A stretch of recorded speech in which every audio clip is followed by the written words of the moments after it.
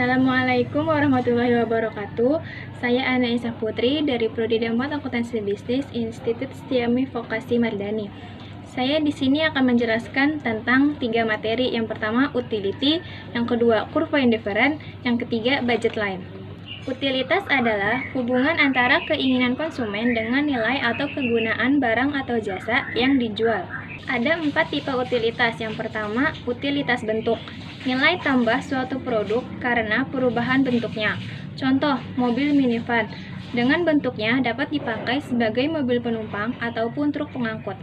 Yang kedua, utilitas tempat. Artinya, nilai tambah karena barang atau jasa tersedia pada tempat yang diinginkan konsumen. Contoh, restoran fast food yang menyediakan paket layanan antar. Yang ketiga adalah utilitas waktu, artinya nilai tambah barang atau jasa karena lebih cepat atau ada ketika dibutuhkan. Contohnya, mesin ATM, karena lebih cepat dibandingkan ketel terbang. Yang keempat adalah utilitas kepemilikan, artinya nilai tambah pada produk sehingga pembeli berhak memakai atau mengkonsumsinya. Yang keempat adalah utilitas kepemilikan, artinya nilai tambah pada produk sehingga pembeli berhak memakai atau mengkonsumsinya. Materi kedua adalah kurva indifferent, adalah kurva yang menggambarkan berbagai kombinasi dari barang yang dikonsumsi oleh konsumen dengan manfaat atau kepuasan yang sama. Misalkan, konsumen ingin mengonsumsi 2 jenis produk yang berbeda. Kita bisa ambil contoh teh dan susu. Ketika konsumen lebih menyukai susu, maka konsumsi teh lebih rendah daripada susu. Konsumen tetap mendapat kepuasan yang sama dengan total utilitas kombinasi 2 produk tersebut, yaitu sebagai minuman yang dapat menyehatkan tubuh. Jika konsumsi susu dikurangi, justru ada peningkatan konsumsi teh. Bila digambarkan bentuk kurva indifferent berslope negatif, dalam artian kurva dibentuk dari sisi kiri atau lalu melengkung ke sisi kanan bawah.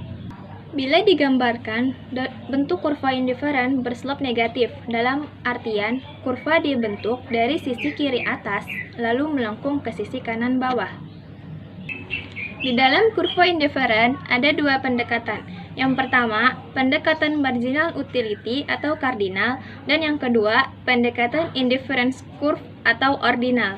Yang pertama adalah pendekatan marginal utility, artinya beranggapan bahwa kepuasan konsumen dapat diukur dengan satu satuan, misalnya uang.